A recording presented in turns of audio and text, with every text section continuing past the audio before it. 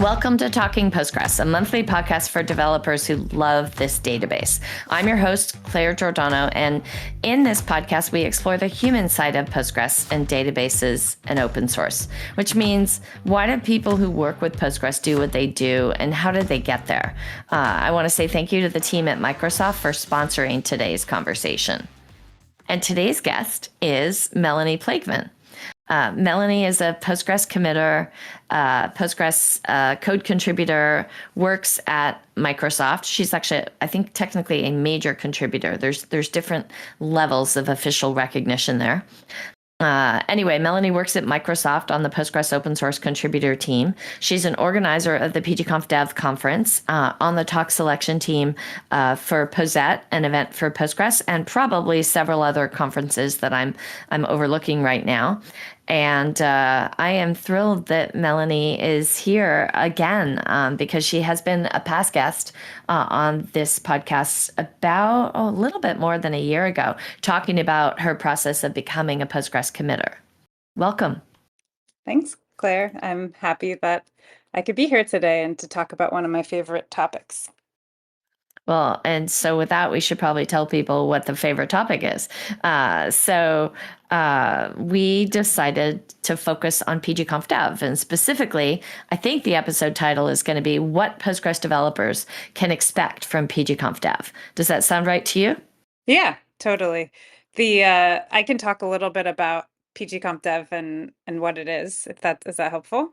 That is totally cool. I think people who haven't been will want your perspective. Yeah, so it's timely because January 16th of next year is when the CFP closes. This is sort of to give people an idea, if you're not sure if you would want to go or be interested or get anything out of it, what it's about. So PGConf Dev has been in its current form going on for 2 years, but before that, there was a conference called PGCon. Dan Legile organized it for years. I don't know how many years, but in Ottawa. Every year it was in Ottawa. And it was kind of like hackers got together and they, talked about basically packing Postgres and then also other community topics. But it was kind of like Dan organized it, and it had, there was like pizza on Friday, and it had that sort of informal hacker vibe. And that conference was really important to my development as a Postgres hacker because I had heard that it was awesome and that I should go. And when I started hacking on Postgres, like I was working at Greenplum and was interested in working more on upstream, but didn't really know what I should work on or whether or not, I didn't really have a direction yet. And so I went, and they have like a thing at the University of Ottawa where they rent out their dorms and you could pay like very little money. Like, I don't remember what it was, and like have a shared room. You could have your own room too, but the cheapest was like for someone you'd never met in a college dorm. So that was what I did the first year. And, there's all these, senior contributors that were there, and you could talk to them and ask them questions. And kind of like the first major feature that I worked on was an idea that Thomas Monroe and Tomasz Vondra were talking about, uh, this hash join feature and how to avoid this particular scenario, or it was basically a bug that was tricky to fix and involved the perfect solution was a big architectural change to hash join. And so I was like, okay, I'm going to do that. And it took me, I think, like a year to even do the first version. I mean, not working on it continuously, but like in my free time. And that was my first experience trying to write a major Postgres feature. And I never would have done it without having that in-person hallway track conversation. And I think PGCon was really like why, one of the reasons why I'm a Postgres developer today. So when I heard, from Jonathan and other folks that they were thinking about transitioning the conference, or that, Dan was ready to focus on other things, I thought it's really important that this event continues because this is, like this is how we get new people. This is how they get inspired and motivated to actually stick around. Um, So even though I did not want to do conference organizing at all, I agreed to try to help, and I'd never done it before.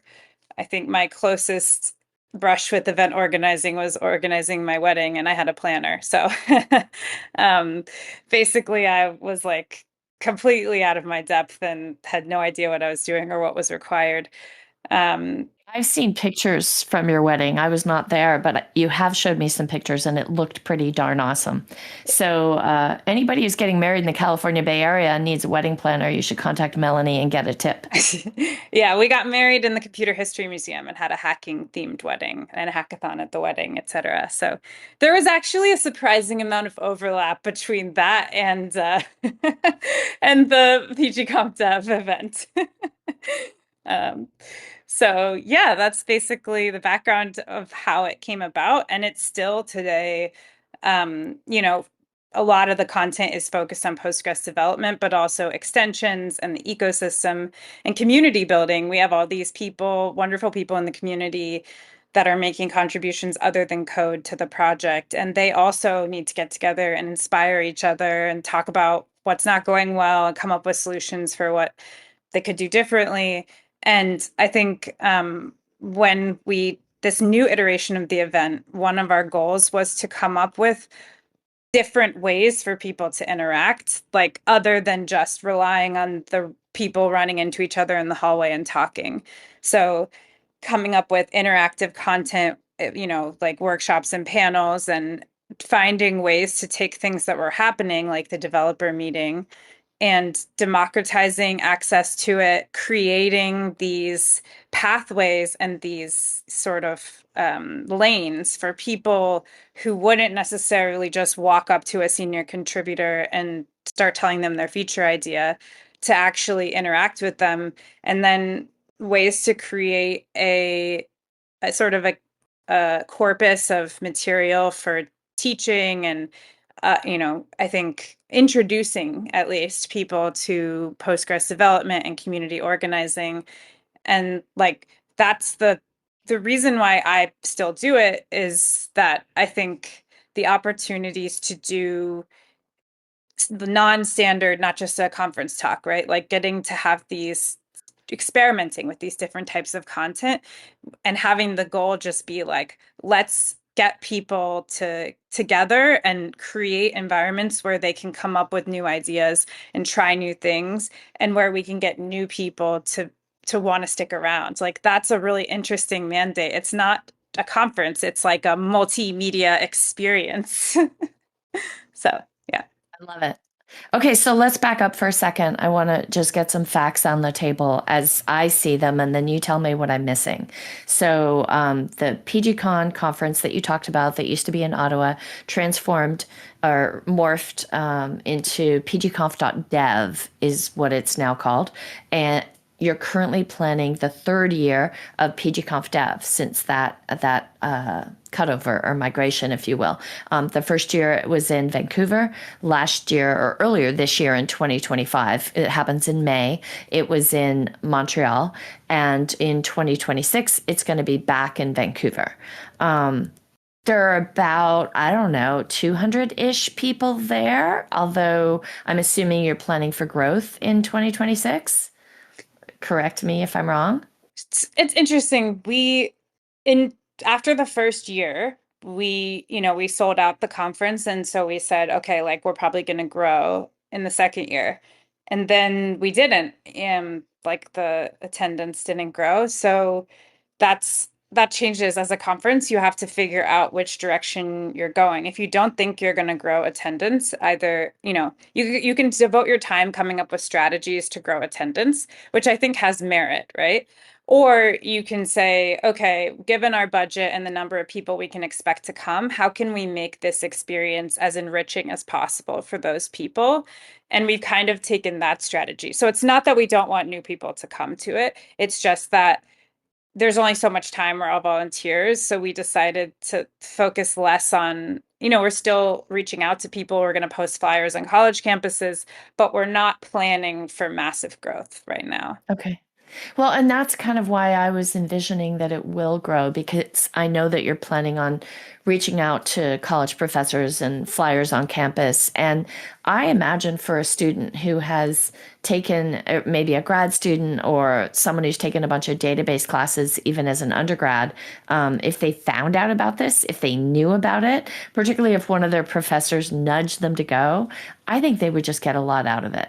I know that the senior contributors, right, the existing community members get a lot out of it. Like people absolutely love this conference as an attendee, but also think that folks who are new would find it welcoming and would find that mix between like introductory content and more advanced content. Like I think you have a spectrum of possibilities for people.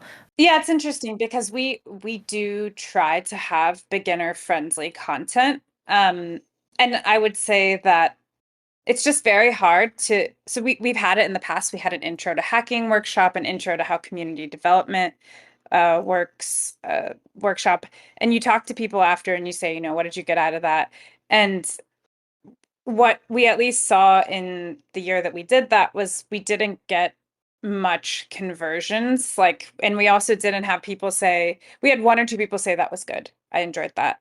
But it wasn't a resounding success. So we were like, okay, maybe people don't want an instructional workshop at this event. Maybe what they need is more opportunities to interact with people and get inspired. So not directly like instructional. So I would say that like, well, we do strive to have beginner friendly content. I think we're trying to find ways to interact with people that are new to the community that makes it most likely that they'll feel welcome and actually, stick around. And maybe later it's like they, engage with educational content and there's um resources like Andre Borodin's I don't know if he's still doing the YouTube series, but where people review patches live and there's Robert's hacking workshop thing. And like what we've found so far is that pure educational initiatives or extremely beginner friendly content isn't always very popular at the event.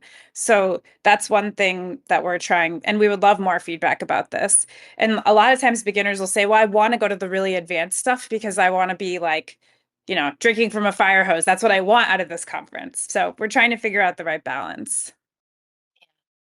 The end of the day, people are all different. So if you find the right balance for someone, then you're it's hard. It's you can't meet everybody's needs, I suppose, but it sounds like you're trying to meet as many people's as possible within this developer community. And for conferences, it's like you deal with a pretty limited amount of feedback. Like we were really lucky because you did that unconference session where we got a lot of feedback. That was great. We did have a lot of people fill out the survey, but e- for an individual piece of content, you're usually relying on only a couple pieces of feedback, right? So we've been pivoting hard every time we got feedback that was like, maybe you should do something else. And maybe that's not enough. Maybe you need to do it for multiple years to see the results. I'm not really sure. I think my tendency as soon as I get feedback is to try something totally different, right? And maybe that's not the right strategy. I don't know. So let's talk about the structure of the conference really quickly, because you just mentioned the unconference. But before we dive into that, Tuesday is usually some kind of pre-conference day. In the past, maybe there have been, that's when the developer meeting happened. Last year, that's when the community summit happened, the extension summit happened. And I know Tuesday is going to be different this year, and we should talk about that in a little bit too. Wednesday and Thursday have historically been the more traditional conference days with like a keynote speaker and a bunch of other speakers and sessions. But you also had a community booth and you experimented with things that were, more interactive types of things, like where people could sign up to have someone, I don't know, help them. Well, you can explain that to us in a minute. And then Friday is the unconference day. And that's super cool. And as far as I can tell, everybody stays for the unconference day, even though you don't know what the schedule is until you make it that morning, right? So it can be a 3-day event for people who skip the Tuesday, or for many people, it's a 4-day event. Is that a good overview? Yeah, I would say this year Tuesday is like a full so previously you had to pre-register for Tuesday's events, and basically if you didn't register, you couldn't, we didn't have food, we didn't, we weren't, it was a smaller day in terms of number of people. But what we decided to do this year is it's open to anyone. Anyone can come. You don't need to sign up for anything in advance. And all of the we're going to have enough content and enough stuff going on that everyone can find something. So it's a full day of the conference. Um, the format will be different than the longer summits that we did last year. Instead, we're splitting it up into like 1 hour or up to 2 hour, depending on it, like what we're calling community discussion sessions. And so it's kind of like a day to take specific issues that you have, whether it's something you want to change about the development process, or you want to talk about, the tools we're using, or you want to talk about how the contributors recognition process could be different, like some sort of issue that you want to meet with people and talk about, like that. Or it can be something, within the ecosystem, like changes to the protocol and things like that. And so you suggest a session through the regular CFP, and then what you can sort of say, okay, this is there are certain people that we need at this meeting for it to be productive, right? Like if, Chris Ellis and Boris don't agree to come to this meeting, we might as well not have it. And that's basically just to say, sometimes what you find in these small group breakouts is that, oh, hey, we don't have anyone here who actually works on this, so there's no point in having this meeting, right? So in the community discussion sessions, you specify who would have to be at the meeting to make it productive, and then the rough like size that you think would make sense to allow into the meeting. So like if you say, okay, if more than 30 people are in the session, like it's going to be like too difficult to have a discussion, right? So then we'll put them in small rooms and anyone can attend unless you mark it as private, which is like the security team might need to do that and have a private meeting, right? And so people that are attending Tuesday can like wander into a session. Maybe they, don't know anything about the Postgres protocol, or they don't know anything about, what PsychoPG and JDBC need from core, like, but they can learn about it and hear people who are working on those topics directly talk about it. And in that way, it has some similarities to the unconference, but it's all proposed ahead of time and people prepare material, that kind of thing. So it's a way to democratize content like the developer meeting, which was historically on Tuesday at PG Comp Dev, and make it so that also that people can go to more topics, so that they can, if they're interested in a particular topic, they can go to be part of that topic discussion and then switch. So you're not dedicated to a 3-hour meeting where you only care about one topic. So it's a combination of wanting to democratize access and also free up people's time to be in more concurrent sessions. So all of that is happening. And then we also have another thing that's happening, which is, let's say 100 people at the conference are like, I don't want to go to a meeting about any of these topics. Well, we're going to do what we call the large room track with entertainment kind of content that's more focused on panels. Basically, it'll be almost all panels. And these are going to be things like, we still have to go through the CFP process, but like, imagine getting to pitch your Postgres feature idea to a group of committers, or having senior contributors talk about the biggest mistakes they've made, or whatever. Like we're going to have panels that highlight or imagine hearing conference organizers talk about how you can get involved, right? Like, so have content that spotlights community members and things that they're doing, efforts they're doing in the community. And that's accessible, to anyone. So it's like sort of that beginner friendly thing, but then it also might be interesting to experienced people. So when I look at the CFP page, which I either just shared or am about to share in the Discord, and we'll be sure to put it in the show notes when we publish this episode. It looks like there are, for the community discussion sessions, so there's CFP info all about talks you can submit, right? And then for community discussion sessions, there's the open discussion sessions. That's what you just talked about a few minutes ago, right? where you have required attendees and then anybody else can like be in the audience and kind of be a fly on the wall, right? Hmm. And then I see the closed sessions. You talked about that example, the security group. Um, Working groups. Did you cover that one? So that one is basically that you would have it would be limited to a certain number of attendees above the ones that you mentioned. And so the idea there is that maybe it's like kind of like that invite only structure that the developer meeting had. If there's something where you feel like it would be productive to have the discussion be limited, because the people that you specifically specify are like going to be the people presenting or talking or having discussion, right? But if you think that there needs to be other, it's like halfway in between open and closed, if that makes sense. Okay, got it.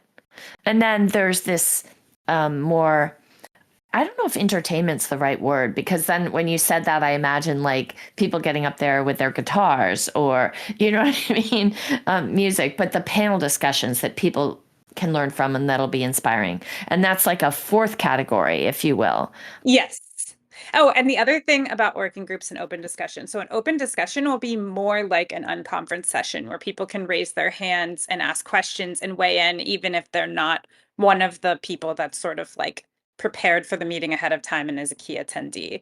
The working group will be basically if you attend and you're not one of the key people, like it's more like you're fly on the wall kind of thing. And the open discussion is a bit more like the unconference. And then you're right, entertainment is probably not the right word, but I think like we realized with these community discussion sessions that there would be people who were, especially maybe if you're just like getting started out in the Postgres community, maybe like taking a step back and not being expected to participate in something, right? Like that's can be intimidating to go jump into a meeting of experienced Postgres community organizers in a small group setting, right? And like if we have 200 people and we have three concurrent sessions, you don't want, you know, like 60 people in a meeting. So this is sort of the idea is like once the rooms are at capacity, then everybody else can go and have another way of connecting with the community.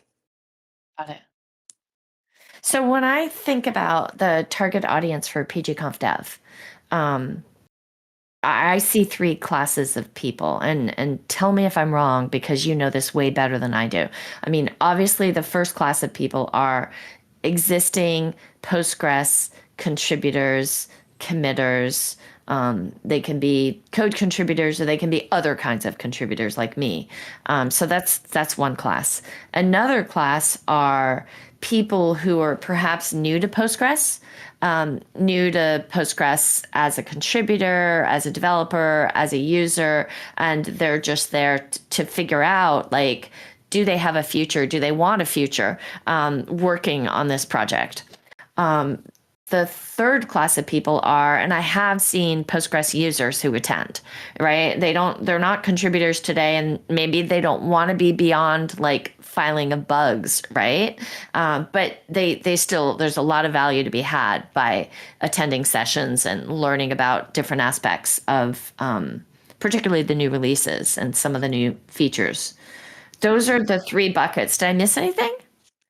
I think there's one, I don't know if this falls in, but like, you know, maintainers of ecosystem projects, so like drivers and extensions, they have things that they need to talk about in a group, and there isn't really another event that caters to that. And then they also have things that they would like to talk about with core developers. And so I think that's sort of like another category. And with the users, like you're saying, I think there are also advanced users who are like, this is a persistent problem that I'm having. It's not a specific bug, but like Postgres architecture or something, you know, sort of in Postgres needs to change because these are the modern use cases. These are things that we're seeing, you know, in the field basically. And if it's not a bug, we might not hear about it, right? So like seeing those patterns, hearing from advanced users about how they're using Postgres is really important. Which brings up this word that if you haven't attended Postgres conferences or other tech conferences before, maybe you're not familiar with the term hallway track.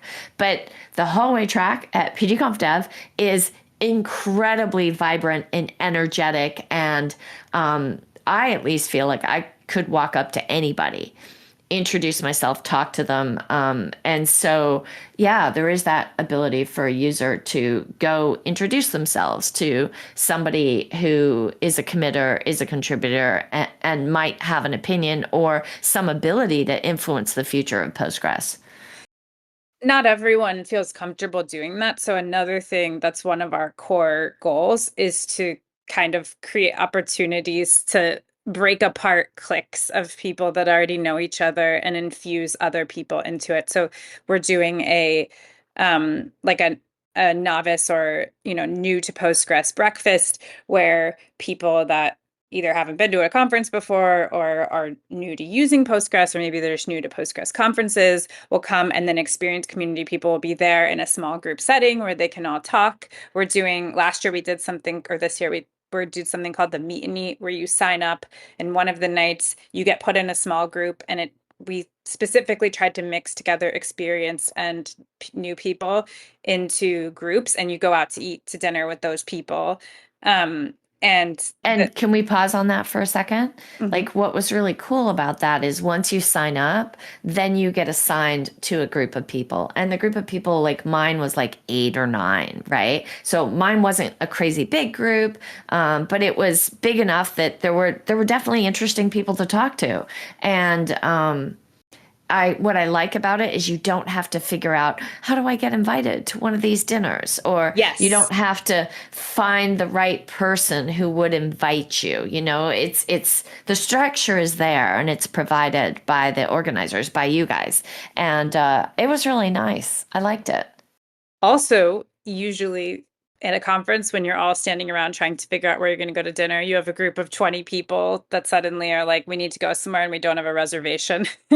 So I was like, maybe we can solve both these problems, which is actually being able to go somewhere and get enough seats and everyone eat, and getting some mixing. So we're going to do it on 2 nights this year instead of one, because there's the night that traditionally, like, if your company has enough people there and they're doing a dinner, that means all the people that are not doing that are sort of left to their own devices. So we're going to do a second meet and eat for that night as well. So we're like really trying to fill in the spaces. Obviously, you still want time for people that are going there to, like, I go and there are people that I work with only online that I only see once a year at this event, right? So I obviously want time to talk to them, catch up on, like, you know, how's your new house? Like, what are you up to? And, sort of have like private one-on-one conversations with them and talk about ideas and what we're working on. But like, I think we can allow those spaces while also trying to fill in as much space as we can with getting people together and pushing them out of their comfort zone, right? Like, I think a lot of this event is pushing people who are used to going to these events and hanging out with the same people out of their comfort zone, but like you get something for it, right? You get to go to a restaurant with a reservation. So that, like, even if you would rather maybe hang out with the two people that you are, it's all obviously optional, but like that's sort of like we're trying to create value by giving people new experiences, and that benefits people who already know people as well as new people.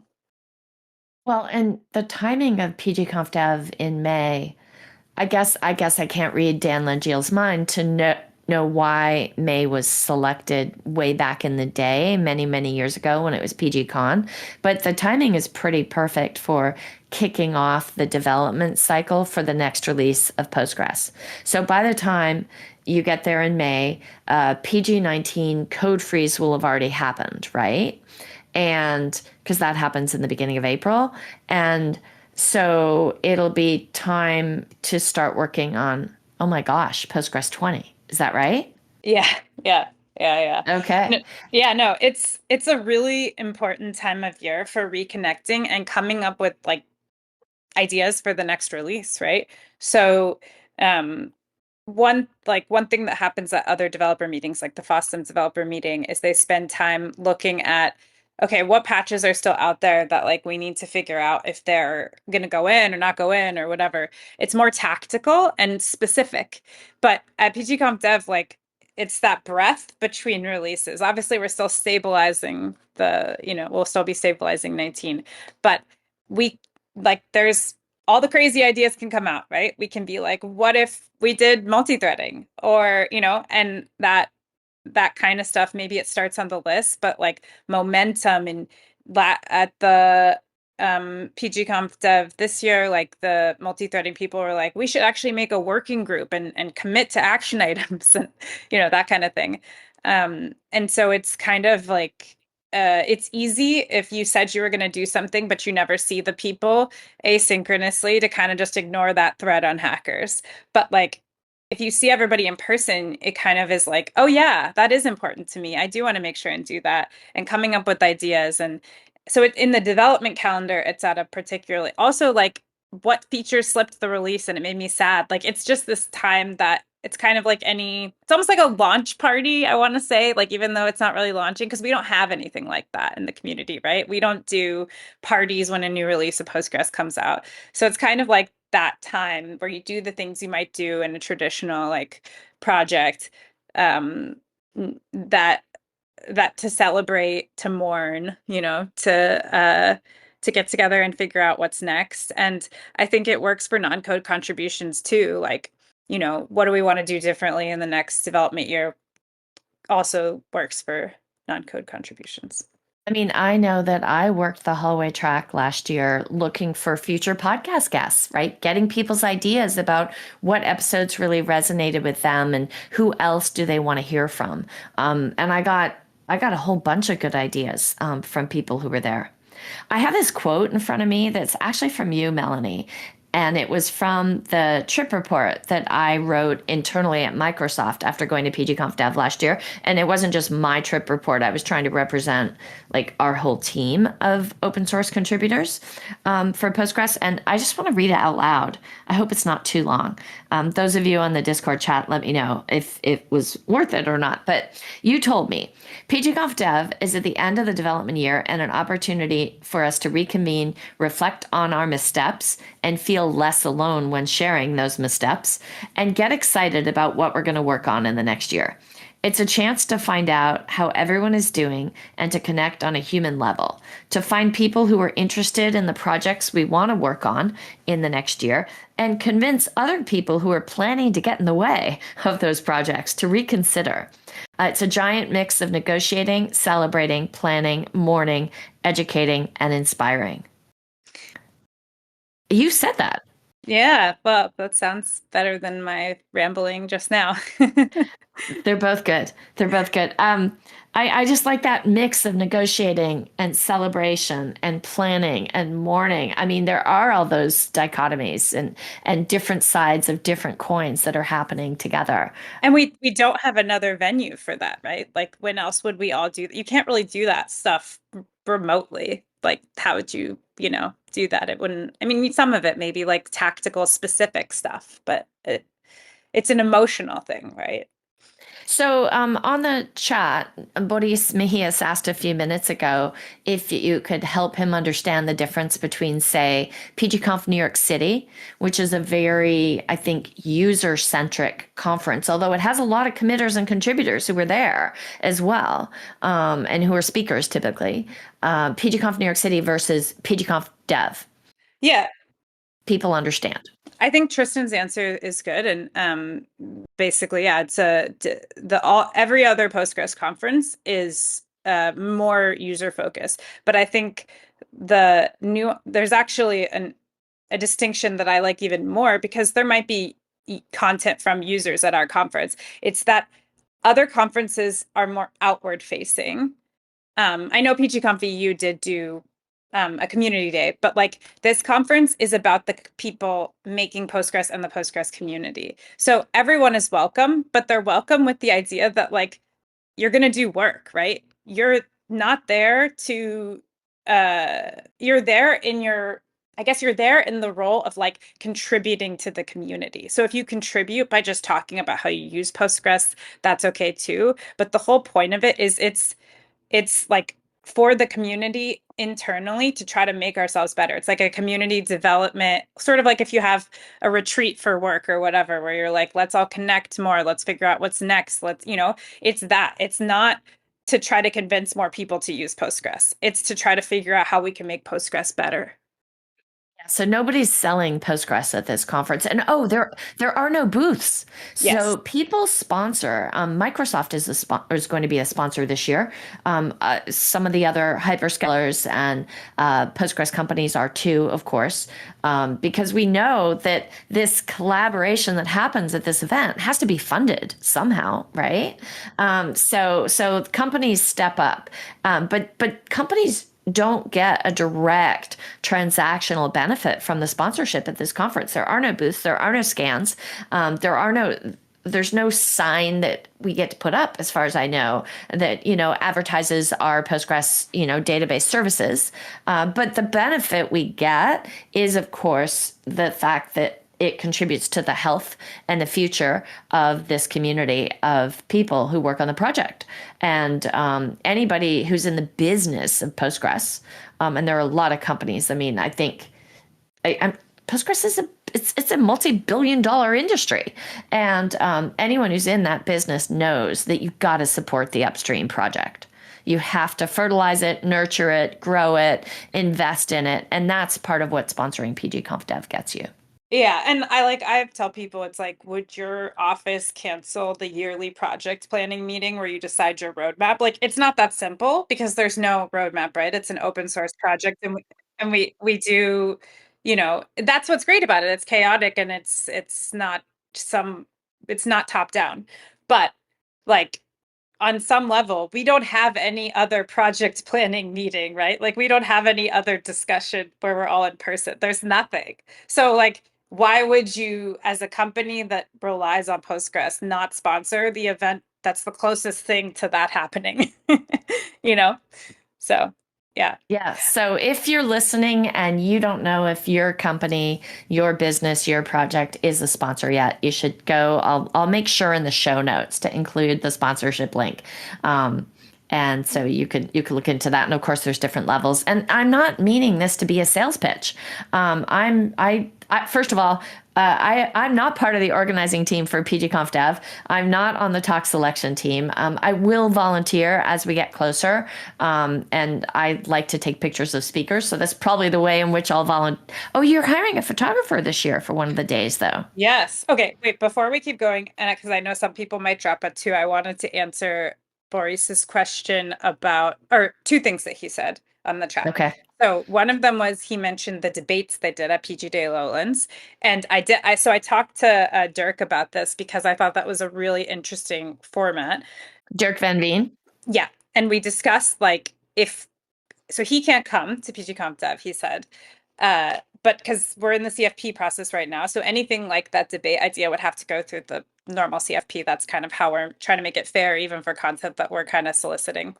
And so if someone from PG Day Lowlands or someone else, but preferably because they actually have experience having done it and know what worked and didn't work, wants to propose that, we would be interested in doing the debate because I think it's a really interesting idea, which is like you have, instead of a panel, you have kind of like your high school debate team, you take for and against a particular idea positions, and then you have to like argue for them. So things like that we're very interested in, and we would love to see proposals. Like we also have a category which is other ideas, right? So do you have an other idea? Like last year, one of our most our or this year, sorry, 2025, the new thing that we did that was very popular was poster sessions. So Andre Borodin organized this. He is an academic and like said, in academia, we have these posters and we put them up and then people can like look at what projects people are working on, and it doesn't have to be a whole talk session.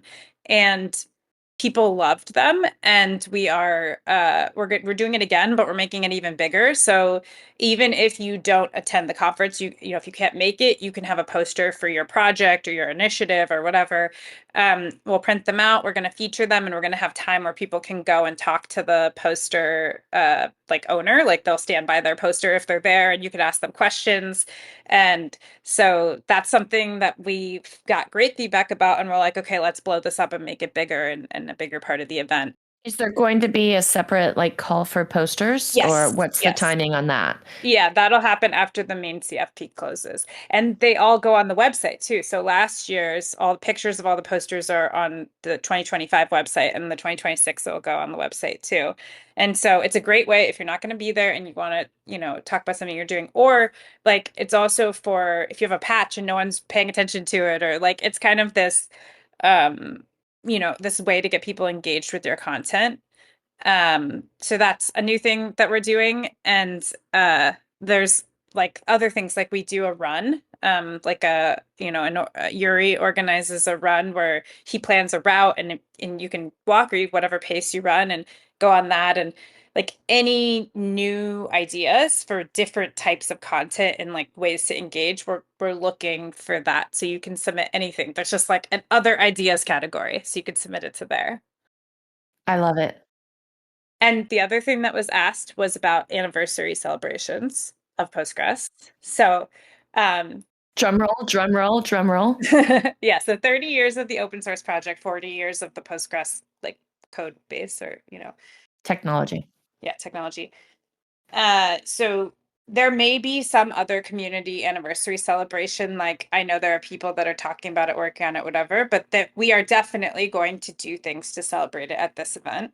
So, for example, this is still in development, like, but we're trying to, and we're not having a traditional keynoter. We're planning on having some of the original people that were involved in the open source project talk, and that's we're still like, I think we're still ironing out the details, but I think like it to honor the anniversary, we want to make sure that there is a spotlight on some of the people in the community that were there at the very beginning. So that's why I was saying, like you mentioned the photographer, like I want to have someone come and take high quality pictures of all of the, the people that have been in the community for a long time, and everybody that's new, right? Like we have this amazing journey. Tomasz Vandra is going to put together a massive slideshow of pictures from the past 30 years, all the way up until today. Like last week, the new Nairobi Pug had its first meeting. Like we have this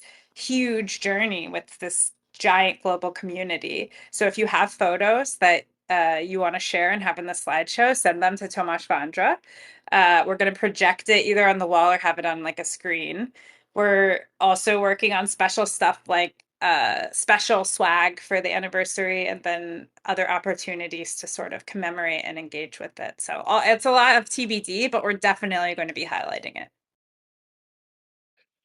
One of the things that I think is really important for the Postgres community, and I know that the committers and the core team and the major contributors are all probably talking about this, thinking about this, like planning for the future, not in a roadmappy sort of way, but in a, hey, over time, eventually, some people are going to move on or retire. And so I love the fact that everything you're talking about for PGConf Dev, yes, it will help Postgres 20, right? It will help the next release. It will help the existing contributors and committers. But I love the fact that you're also looking at how can you like democratize access and make all this information available, accessible, inspiring to what will effectively become the next generation of open source contributors.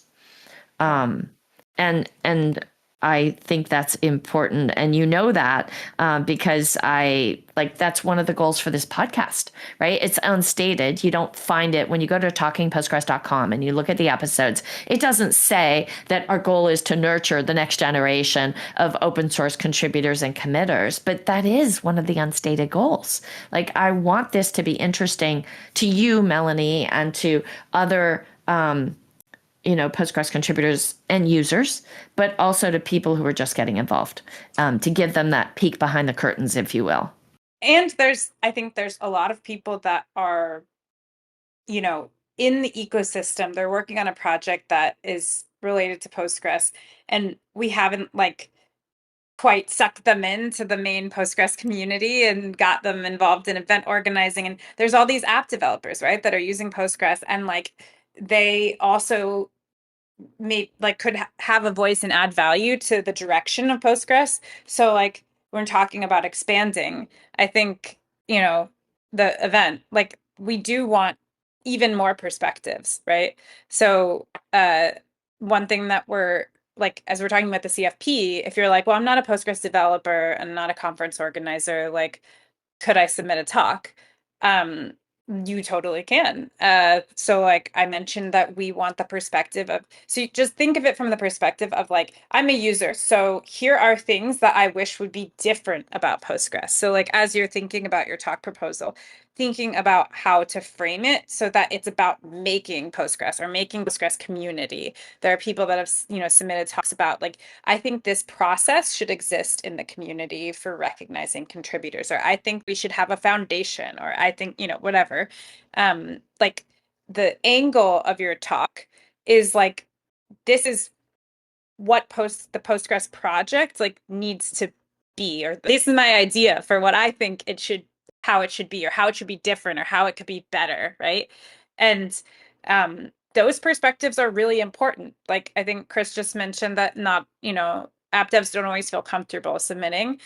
But like if the conference was just feature ideas in a vacuum, and it's, you know, Thomas Monroe talking and Heikki talking about multi-threading, and then you know, me and Andres or whoever talking about obscure performance issues, like then it's not, it becomes insular, right? Like if we don't, if we're not like, other conferences have user concerns in them, but if we're not also hearing about what users need to change in Postgres, then like we won't actually do it, right? Not everyone is reading PG-SQL Hackers, or like, you know, going to send an idea to the mailing list that doesn't come with the patch, because that's often discouraged, right? So like I think it is a venue for that, and if we don't have that, then it has less value, because how are developers going to like know what to make, right?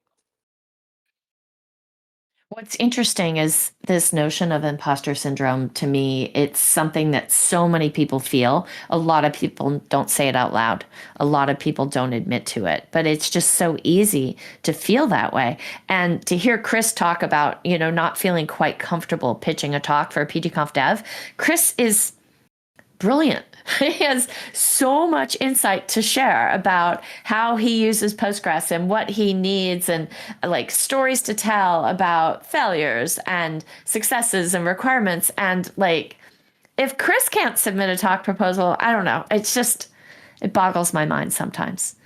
Yeah, I definitely want to know what we can do to make it feel accessible. I like I don't want, like I think some group, like there are some, let me think. Okay, Linux Plumbers Conference is an example of another conference that is sort of has this, it's content about making Linux, right? And as I haven't been, but like because I think it's invite only, but my understanding of it is it's like it's very, you know, it, like it would be very intimidating for a Linux user to go, even if it was open, right? But like we want to have some of the aspects of what happens at conferences like that, which is productive forward work towards like features and solving systemic like developer quality of life stuff, right? For us as Postgres hackers.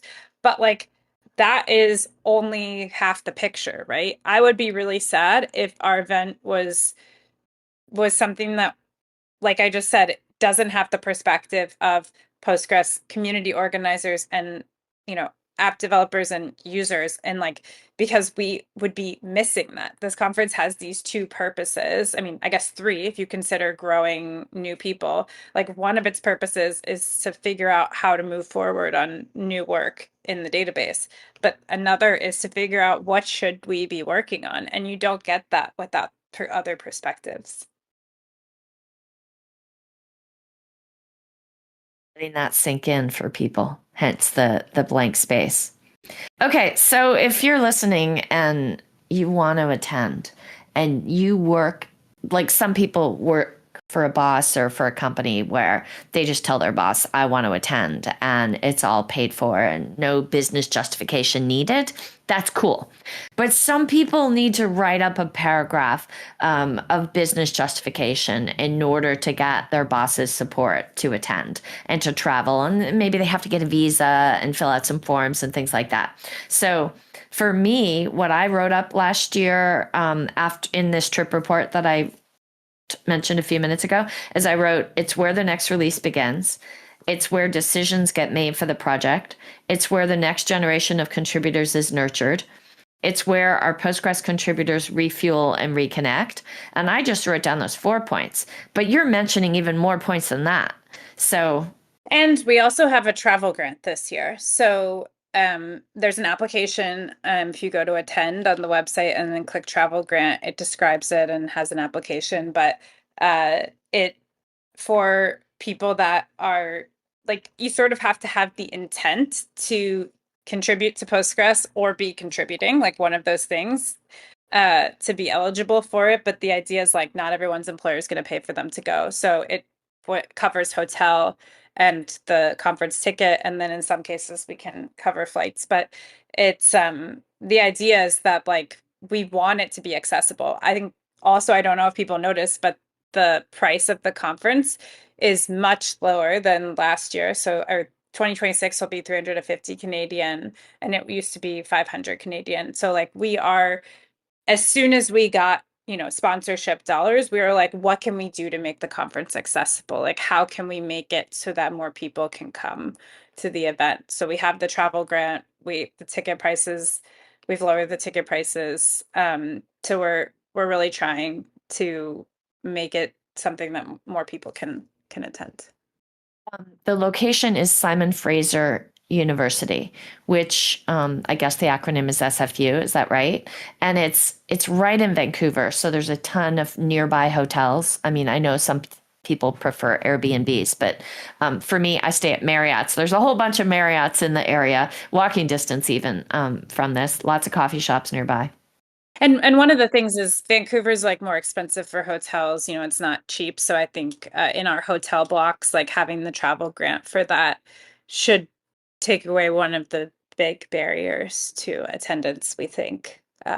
So it's much easier to get, like, if you are an accepted speaker, then the travel grant is like, I won't say it's guaranteed, but like it's much more likely if your employer can't pay for you. If you're not an accepted speaker, you can still make a case for like what you are or are going to bring to the Postgres community and how you're going to contribute. Obviously, if your employer can pay for you to go, that's the way to do it. Yeah, you should do that. Well, because that way you have the funds available for people who really, really need it, Yes. and for people who are going to have to say no or not attend. So, yeah. So I know there's so much more to talk about with PGConf Dev, but I also want to ask you about other talk selection teams that you might be serving on. Are there any? Yeah. Yeah, Claire, who has made the POSA CFP deadline the same as PGConf Dev. No, I haven't. No, isn't it January 16th? No. The POSET February 1st, Sunday, February 1st, which is the Sunday of FOSDEM. So at FOSDEM, I'll be able to like work the hallways or work the college campus in Brussels, making sure people remember and don't miss the deadline. Oh, you're right. Okay, I just checked. Okay. Yeah, I wouldn't do that to you. Okay. I don't want to compete with PGConf Dev at all. And of course, POSET's totally different, right? It's a virtual event happening for the 5th year. And anyway, Melanie is serving on this talk selection team. And I know it's a lot of work because last year I think we had like 240 talk proposals. So it's a lot to review all these proposals. I feel like obviously your PGConf Dev work is even bigger and even more than that, in the sense that you are both an organizer and on the talk selection team for PGConf Dev, right? It's a lot of work. Yeah. That's a ton of work, which is high impact. I know at Microsoft, all of our rewards and promotions and things are all tied up with this concept of impact and, finding ways to shine a light on how have you changed? How have you changed things for customers, for users, for the community, for your teammates, right? In a positive way. And I feel like what you're doing for PGConf Dev is definitely high impact. Anybody else who agrees with me on that should be sure to tell Melanie's boss. But Josette, an event for Postgres virtual, February 1st is the deadline. And I really appreciate your help sifting through all of those proposals and finding, okay, what are the right set of 40 virtual talks that we should record and publish? Posette has a higher volume of submissions to review usually, but for Dev, I also rewatch every single talk from the previous year, or I did last year and this year, and watch talks from every single submitter that if I haven't seen them speak before. So it takes a really long time to review those. Well, one of the things that I learned about you in one of the previous podcast episodes where you joined Talking Postgres is you told me about you're a runner. And you told me about how you will often listen to conference talks that are like published on YouTube or whatever. Hopefully you're not looking at the YouTube video while you're running, but you'll be out there on the streets of Pennsylvania, listening to these conference talks as a way to like get your exercise done and learn something new. That is how I managed to watch them all. Just to be clear, I don't sit and watch all of them in a row while doing, I do it while running, which means that I've gotten very good at trying to understand what people say without any visuals. Yeah, and without the captions, right? Yeah. I always turn captions on when I'm watching anything, whether I'm watching a technical video on YouTube or watching Netflix on my TV. So yeah, you don't get captions when you do that. But what's cool about the fact that PGConf Dev records the talks is that, and not all conferences do that, but I think it makes the business justification even stronger for a speaker, because it's not just that they're going to reach the people in the room, but they have the potential to reach many, many more people online digitally. Yeah, and so in Robert's hacking workshops, about 80% of the talks, I would say, come from Dev. When you say Dev, you mean PGConf Dev? Yeah, from PGConf Okay. Dev. Just because it has a lot of like hacking related talks compared to other conferences, and we record. So that's like one way that the content is getting used in the community for other sort of like educational and collaboration focus events. So context for people who are listening, Robert is Robert Haas. He's a Postgres major contributor and committer, long time person involved with the project. And about a year and a half ago, he started this new Postgres mentoring program and created a Postgres hacking Discord to kind of be the platform for it. And it actually came out of an unconference session at PGConf Dev that was in Vancouver that year, 2024. And so they have these, in addition to like having cohorts of mentors and mentees who he matches together, they have these monthly hacking workshops where everybody agrees to watch a talk that's been published online, and then you get together and talk about it and answer questions, drill down, debate, whatever. And you sign up for these hacking workshops and you have to attend. He keeps track of who signs up and doesn't show up. So I think there's very few no-shows. And he does it in a couple different time zones so that somebody from APAC and somebody from America, you know what I mean? It can work out regardless of what part of the world you live in. And I don't know, Melanie, maybe you can share your perspective on this whole mentorship program and the hacker workshop, but I think it's a really cool testament to PGConf Dev that this thing even exists, in part because of the unconference at PGConf Dev. Yeah, I'm always very excited when we have initiatives that people do that some of the conversations started there, or projects or features. Yeah. It's really cool. And I have had Robert Haas on this podcast, Talking Postgres, which is how I knew everything that I shared. I've only attended, I think, one of the hacking workshops. So I don't have a ton of context on like exactly what they're like because I only went to one. Um, but I will share a link to the Robert Haas episode because for anybody who's ever thought about the challenges of mentorship and how to create structure around it, it should be useful to listen to that one. And coming back to the CFP, so what I've told people, and I will keep doing this, if you want me to review your submission and give you feedback, if you submit now, like, within the next couple of weeks, so before the deadline, and ask me to do it specifically, like I will probably do it. I haven't gotten very many requests, so I've been able to manage it. But like I'm happy to give you feedback if you want to know how could I make this more relevant to the audience or whatever. But like, if it's the day before, I probably won't do it. So Well, because you're going to have too many people asking you in the days right before because so many people are deadline driven. That is a really generous offer. Um, and I think that if for some reason you find it too intimidating to reach out to Melanie for feedback on your CFP submission, first of all, she's awesome. And I guess I would say don't feel intimidated, but people can't help their feelings. But the other thing I would say is just do get somebody you trust to review your talk submissions before they go in. you can't feel intimidated by me if you've seen me do Spice Girls karaoke. So Which I understand you did at PG Conf EU a couple months ago in Lafayette, right? yes. Thank you. Thanks to Boris for uh, encouraging me to do more karaoke in public.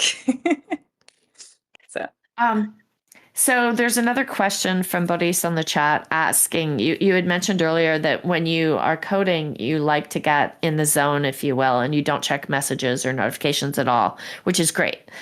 What else do you do to get into the zone? Music, headset, tea, coffee, water. I have a white noise. I have a white noise machine that I will use if I think that I'm going to be interrupted. But um, basically, I prefer as much quiet as possible. And if I'm thinking and not actually coding, I like to curl up into a ball on the ground. So it's like the opposite of people that say they do their best thinking while like walking or whatever. I'm like stillness and silence. That's amazing. I've never heard that before from anybody. It's a weird thing that I've now shared publicly in a podcast. So Yeah. So I'm so the opposite of that. I do my best thinking in the shower, walking, typing, like writing, scribbling, doodling. Like I have to, my hands, I guess, need to be busy or my legs, right? But you curl up in a ball. yeah, I guess it's like the fetal position. Maybe Okay, wait, don't you have cats? Do you have cats? I do have a cat. Yeah. Is the cat curled up with you? Are you actually petting the cat? No, she's not allowed in the room when I have to think carefully because she's very distracting. So, Oh, that's good to know. Okay, so no pets is part of the equation for yeah.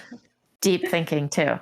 Yeah. Okay. It kind of works out that I work from home because I definitely couldn't do the the curling up in a ball on the floor thing in an office. I think people might start to get worried about you. Yeah, I agree. Um, so there's something else that I'm curious about. If somebody's listening to this podcast episode and they get really inspired about what you're trying to do with PGConf Dev, serving the different needs of different people in the audience, right? Whether existing or future community members and contributors or users, and they want to help. Is that, I mean, I'm Yes. pitching you a softball here, but take it.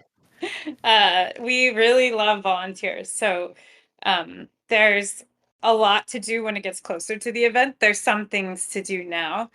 But we definitely, like, we had a few people sign up to volunteer and we've found tasks for them, and then we have more tasks. So there's things like helping us find a speaker gift that is like a local Vancouver thing, right? There's a list of things like that that and we always need help with like design things.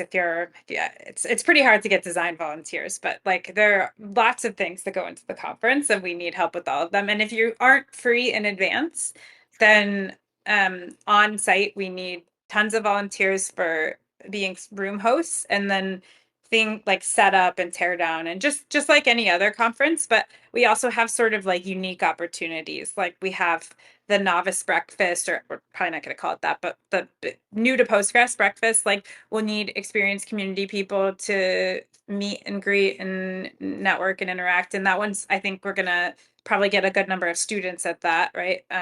So if you like talking to students about Postgres or whatever, like we need people to do that. We need people to, um, you know, volunteer to help with like organizing the panels, and we like to, to on site. We need people to help with the slideshow. We need people to volunteer to with the meet and eat groups, like finding restaurants for them to actually be at. And a lot of this helps if you kind of know Vancouver, but like you could do it remotely. You could look at Yelp or whatever.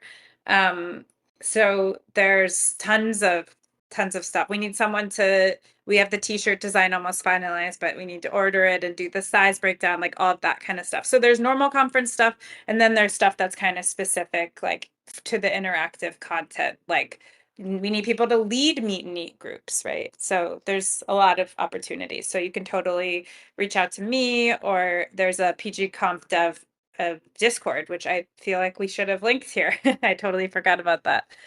We'll add that to the show notes. That's a great idea. So if people are planning on attending, there's no reason to wait until the week before the conference. If the Discord is open and available now, people could join now, right? But Yes. Yeah. even though there's not going to be a lot of conversation until we get closer, I imagine.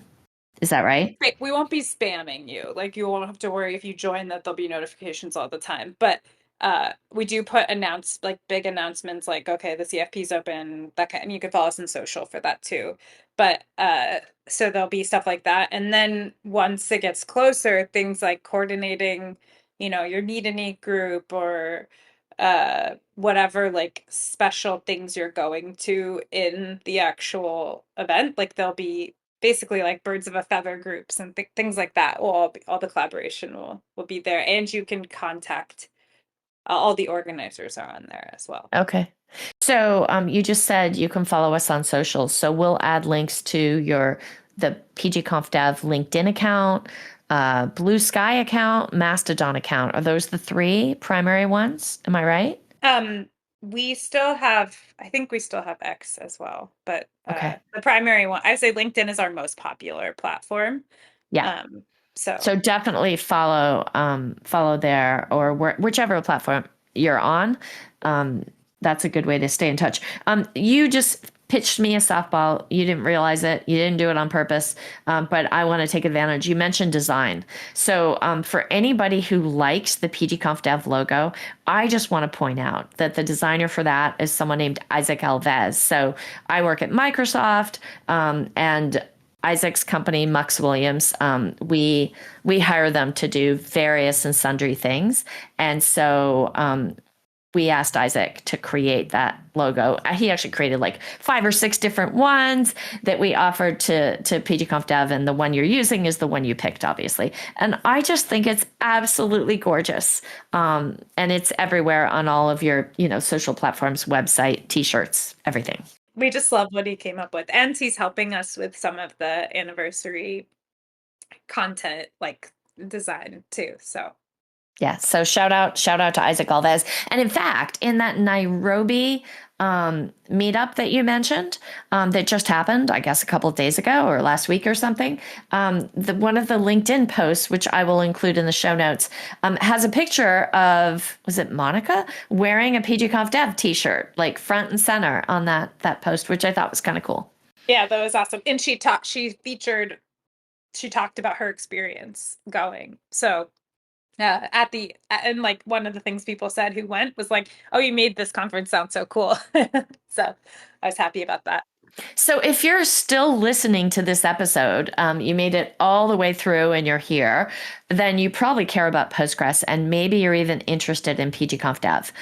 What I would encourage you to do is think about whether you have some content or ideas to submit to the CFP. But even if you don't, like put the dates on your calendar and start trying to make sure you have budget to be able to fly and attend when it happens in May. The CFP close date is, tell me again, Melanie? January 16th. Okay. And if you don't listen to this episode for 6 months and you miss the chance to submit, it'll happen again next year. And so, plan for it. It's always in May. Is that right? Yeah, it is always in May. Okay. And will you announce the dates for 2027 when we're all there in 2026? Yeah, we'll probably announce it sooner because we've almost finished. We've already decided where it's going to be, and we are almost done. So Is it still secret? Can you tell us now? Can you announce it now on this podcast? probably not until we book the venue, because maybe someone will like snipe the venue from us or something. Oh, okay. So then the last thing I would also say is I'll just remind you all too that the Posette CFP is going to close on February 1st. So if you're listening to this and you're thinking a virtual event might be the way for you to share your expertise, your story, your successes, your failures, do check out the Posette CFP too. Melanie?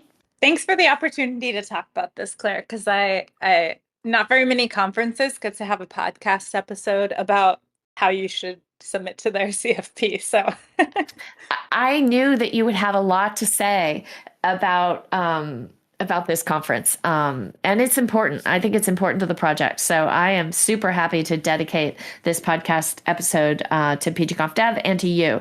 And shout out also to the other organizers for the conference. So just before we say goodbye, can you remind me who is serving on the organizing team this year?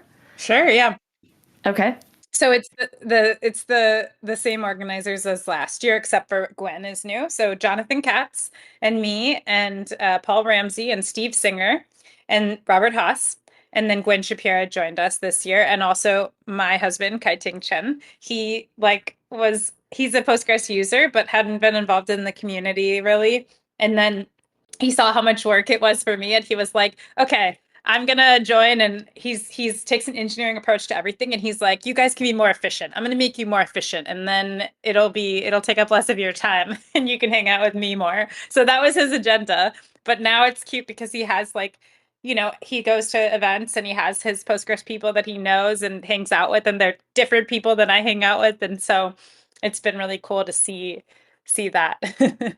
What's also cool when we think about it from a Postgres ecosystem perspective. Oh, and by the way, I'm a big Kiting fan. So, but I'm pivoting from the Kiting focus of the conversation to say that I think all of you work at different companies. So you're from Microsoft.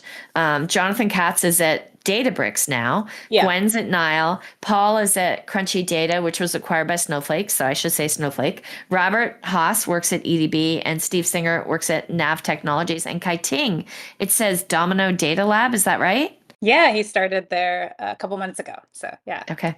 Awesome. So I like that kind of diversity of background. And of course, shout out to all those companies who support their people working on this, right? In addition to everything else that you do. Oh, I forgot. Magnus Hagender's also an organizer, but he's not on the website because he didn't give us his picture yet. Sorry. So Magnus is also there.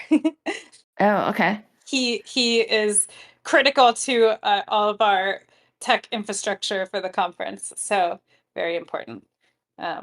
But yeah, no, it's a ton of work, and I'm really grateful to all of our employers for supporting the community by letting us do this, And then the program committee is listed on the CFP page as well. So, and that's you, Melanie, Dilip Kumar, Jonathan Katz, Paul Ramsey, and Jacob Champion. Yeah. Who is the newest Postgres committer as of earlier in 2025, right? Yes, I have a secret agenda to eventually not be on the program committee. So as I switch out people each year, and I'm looking for the next program committee chair. So if you're interested in doing it too, one thing that we're trying to do is give, I think for the lightning talks, talk selection, we're going to try to bring someone new in. We're trying to get more community people involved in these kinds of things and give them more opportunities to to be on committees. And yeah. Yeah, and I think it helps sometimes to attend a conference and also have a job to do beyond just learning and networking.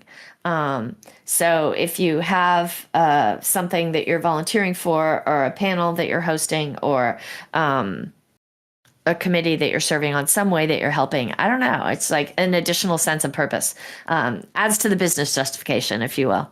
Okay, Melanie, I love working with you. I really do. And I'm so thankful that you joined us today to talk about something that you have some opinions on. Yeah, no, thanks for having me. Melanie has opinions on lots of things. Don't worry, people. Okay. With that, we are going to wrap. So thank you so much to Melanie Plageman for joining us. If you liked today's episode and you want to hear more of these Talking Postgres episodes, you should subscribe on Spotify, Apple, YouTube, or wherever you get your podcasts. And please tell your friends. If you leave a review, that helps even more people discover the podcast. So you can get to past episodes as well and get links to subscribe at talkingpostgres.com. And transcripts are included on the episode pages on talkingpostgres.com too. A big thank you to everybody who joined the live recording and participated in the live text chat on Discord.